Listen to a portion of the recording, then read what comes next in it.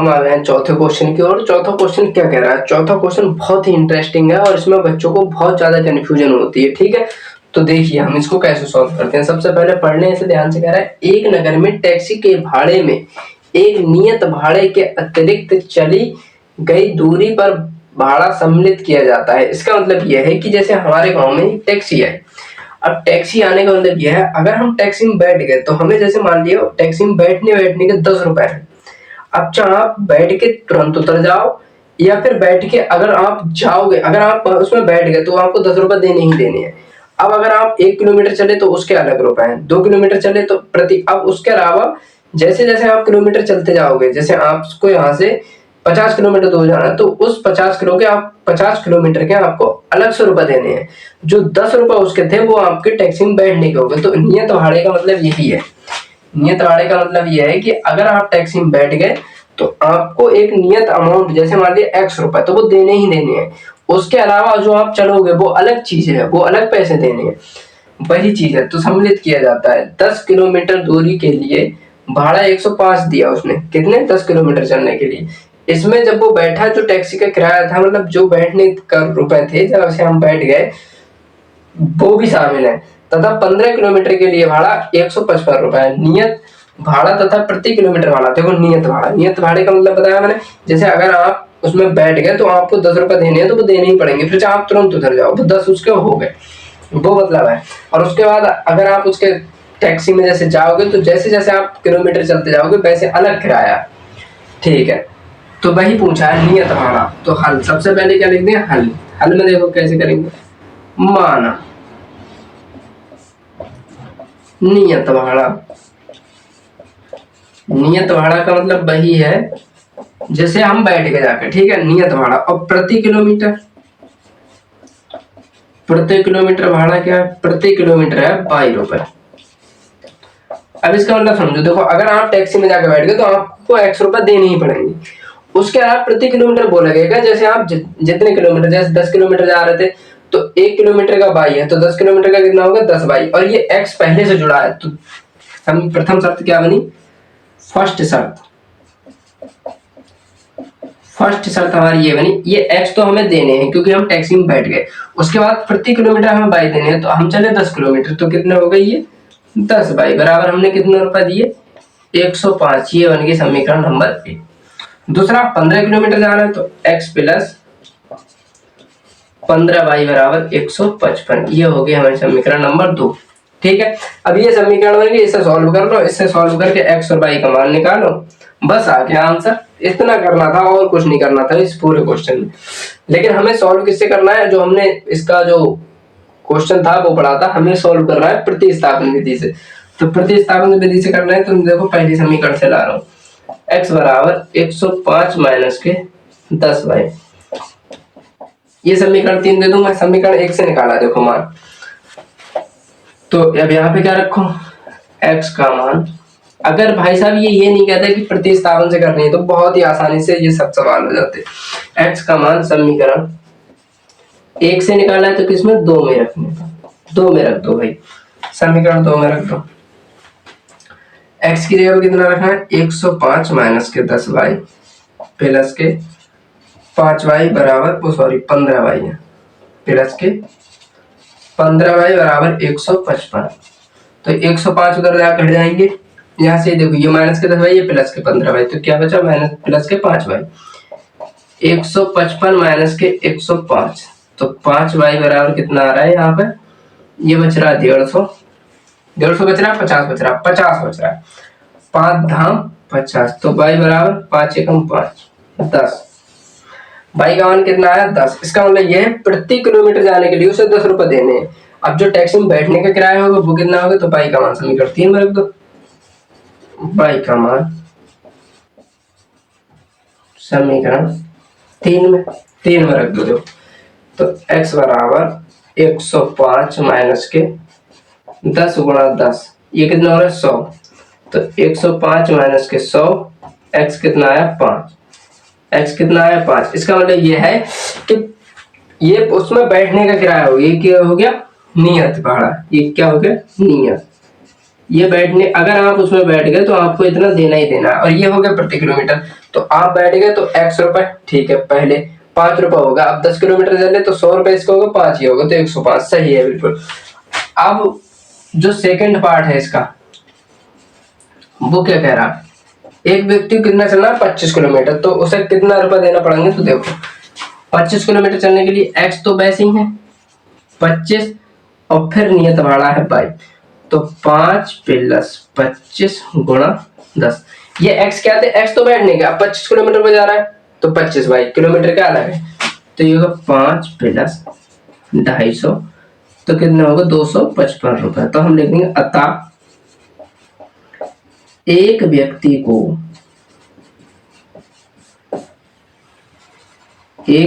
को कितने kilometre, 25 kilometre जाने के लिए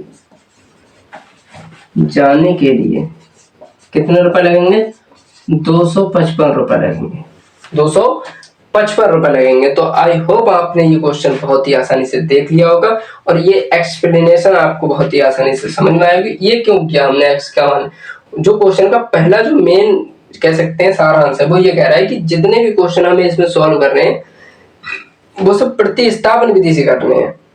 अगर ये वैसे करते तो हम एक्स डायरेक्ट मार सकते थे, बहुत ही जल्दी आसान आ जाता है इसका, लेकिन उसने जैसा कहा है हमें वैसे ही सॉल्व करने हैं। तो आई होप आपको ये क्वेश्चन समझ में आया होगा, आप इसे नोट कर लीजिए। और अब हम पढ़ते हैं इसका 5वां क्वेश्चन, ठीक है, 5वें क्वेश्चन की ओर। तो देखिए 5वें क्वेश्चन की तरफ हम आ गए हैं और इसके बाद एक क्वेश्चन हमारा और बचा है, पार्ट कह सकते हैं, 5वें पार्ट की तरफ आ चुके हैं। लेकिन 5वां पार्ट देखिए क्या कह रहा है, बहुत ही आसान है और बहुत ही आसानी से हम इसे सॉल्व करेंगे। तो चलिए देखिए, कह रहा है यदि किसी भिन्न के अंश और हर दोनों में 2 जोड़ दिया जाए तो वह 9/11 हो जाती है। यदि अंश और हर दोनों में 3 जोड़ दिया जाए तो वह 5/6 हो जाती है। तो वह भिन्न ज्ञात कीजिए। अच्छा ठीक है, हम इसको डायरेक्ट भी कर सकते हैं, लेकिन हम इसको सिस्टमेटिक करेंगे जैसे हमारी किताबों में बताया गया। तो सबसे पहले हल लिखेंगे, सबसे पहले माना भिन्न क्या है, x/y है। अब ये ऊपर वाला होता है अंश और नीचे वाला होता है हर। आई होप आपको इतनी बात तो पता होगी। अब प्रथम शर्त क्या कह रही है, प्रथम शर्त हमारी कह रही है कि अंश व हर दोनों में 2 जोड़ रहे हैं, मतलब अंश में भी 2 जोड़ रहे हैं और हर में भी 2 जोड़ रहे हैं। तो हमारी भिन्न बन रही है 9/11। क्या करना है, आड़े तिरछे गुणा करो, इसके इससे इसके इससे, तो इसके इससे करेंगे तो ये हो जाएगा 11x प्लस 11 दूनी 22 बराबर, इसके इससे करेंगे तो 9y प्लस 9 दूनी 18। x y वाले अलग ले आओ, उसे अलग ले जाओ, तो ये हो गया 11x माइनस के 9y बराबर 18 माइनस के 22। तो कितने बच रहे हैं, ये 11x माइनस के 9y बराबर कितने आ रहे हैं, ये 18 माइनस के 4। ये बनी हमारी समीकरण नंबर 1, ठीक है। अच्छा दूसरी शर्त क्या कह रहा है, सेकंड शर्त कह रहा है हमारी कि अब अंश व हर में हम कितने जोड़ने हैं, हमें 3 जोड़ने हैं। तो 3 जोड़ दो, देखो x प्लस 3 और y प्लस 3, तब कितनी हो रही है 5/6, कितनी हो रही है 5/6। उसी प्रकार आड़े तिरछे गुणा करो, इसके आड़े तिरछे गुणा की तो कितना आया, देखो 6 की x से तो ये हो गया 6x प्लस 6 की 3 से तो 6 तियां 18 बराबर 5 की y से तो हो गया 5y, 5 तियां 15। इस y वाले को इधर ले आ रहे हैं तो ये हो गया 6x माइनस के 5y बराबर के 15 माइनस के 18, तो 6x माइनस के 5y बराबर कितना आ रहा है, माइनस के 3। ये होगी हमारी समीकरण नंबर 2। ये क्या होगी, समीकरण नंबर 2। अब वो है समीकरण हमारी 1। ये थोड़ा मतलब चल रहा है तो हम इससे सॉल्व कर दे रहे हैं आगे। देखिए कैसे क्या करें, विधि कौन सी लगानी है हमें, विधि लगाने हैं हमें प्रतिस्थापन। तो उसी प्रकार कुछ नहीं करना, यहाँ से x की वैल्यू निकाल रहा हूँ, देखो मैं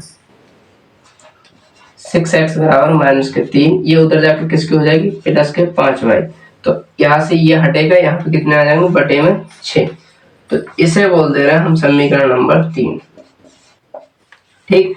अब x का मान समीकरण किस में रखो, 1 में, 2 से निकाला तो 1 में रखो, तो लिख दो x का मान,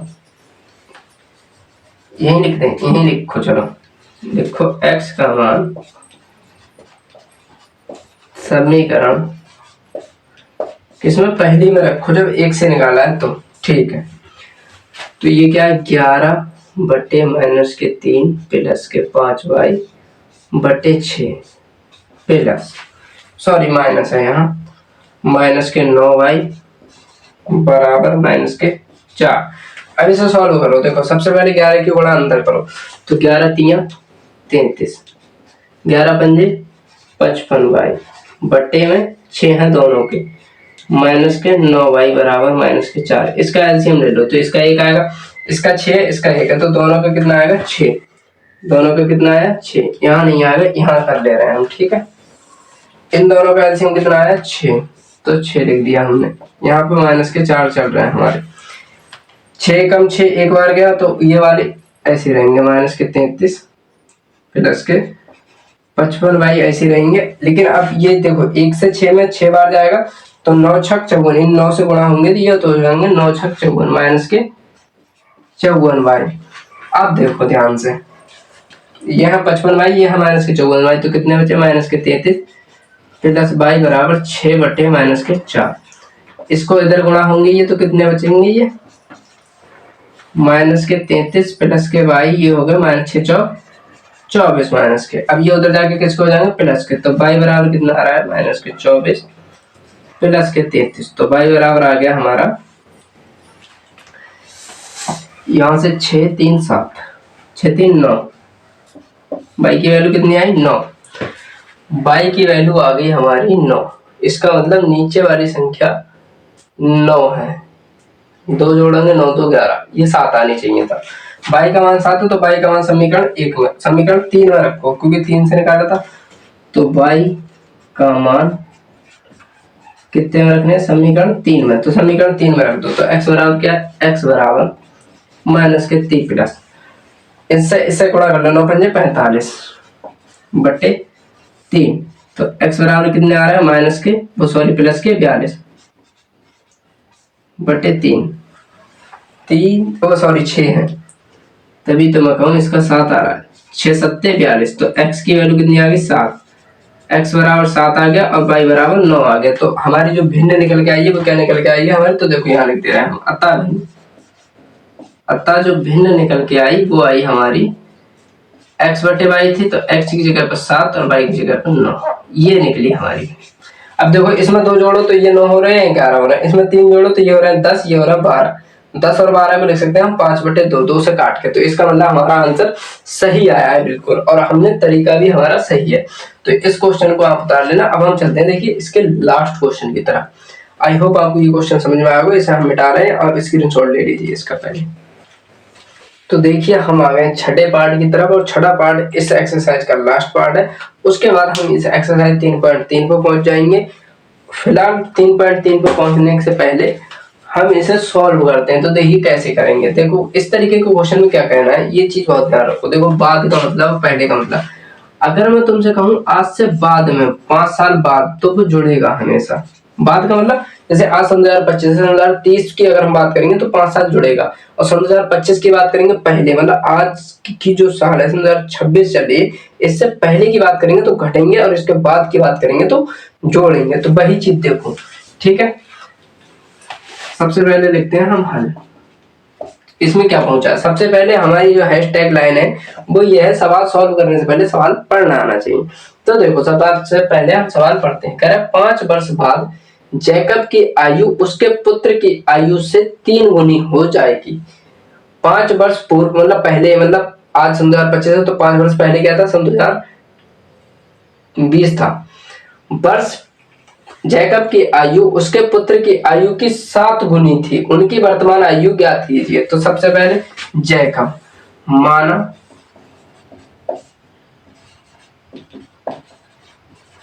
जैकब की आयु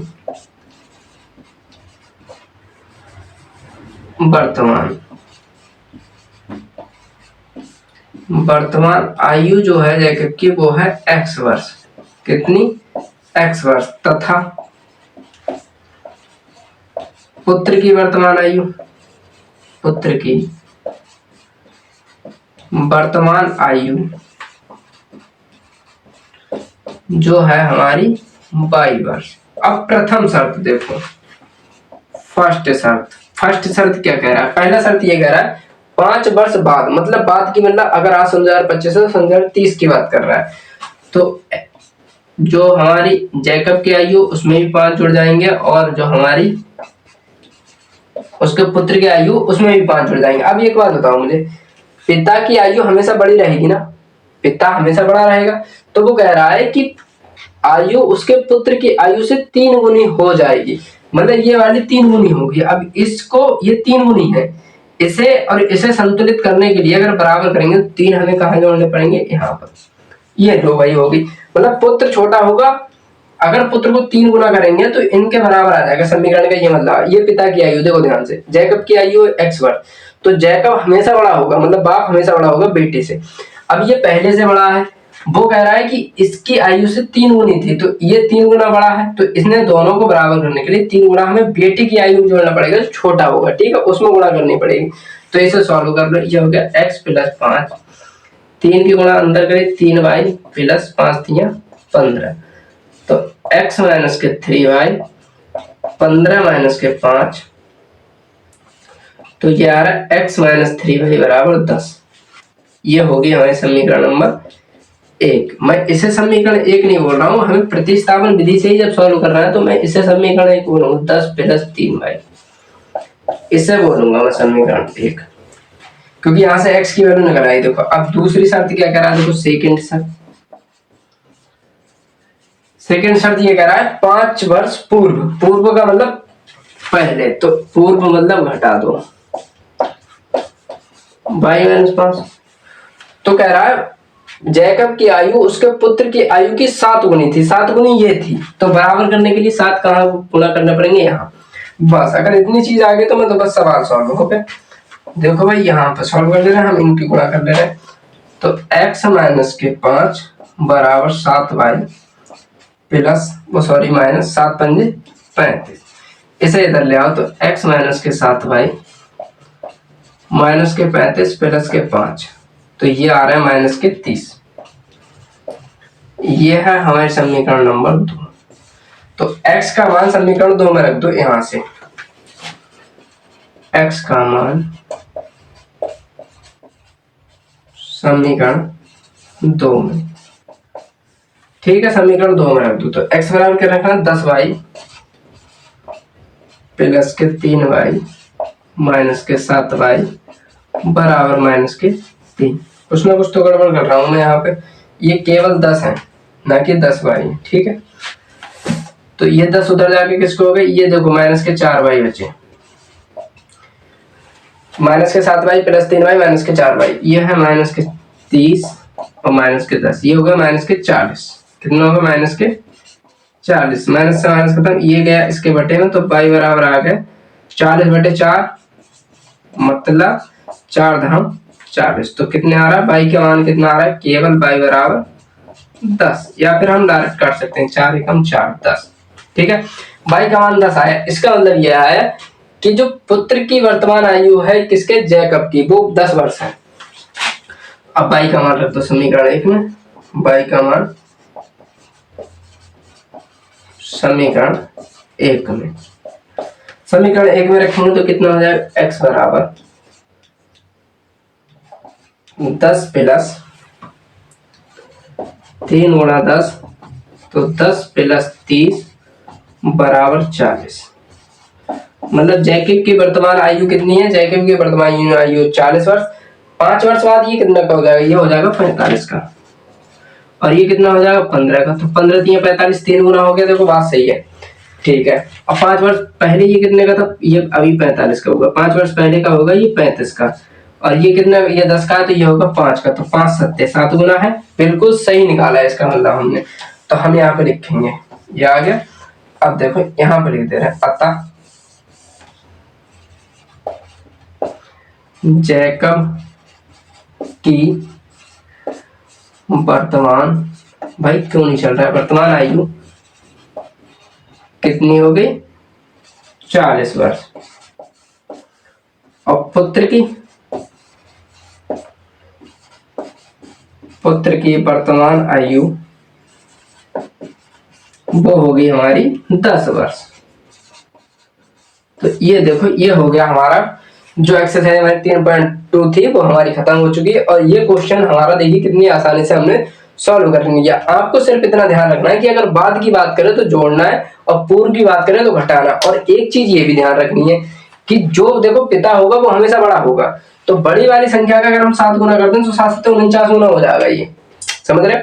तो बड़ी वाली संख्या में गुणा नहीं करनी, छोटी वाली जो पुत्र की या पुत्री की जो भी संख्या है उसमें गुणा करनी है, उसको गुणा करना है। ठीक है, तो चलिए आज के लिए इतना ही काफी है। पढ़ते रहिए और आगे बढ़ते रहिए।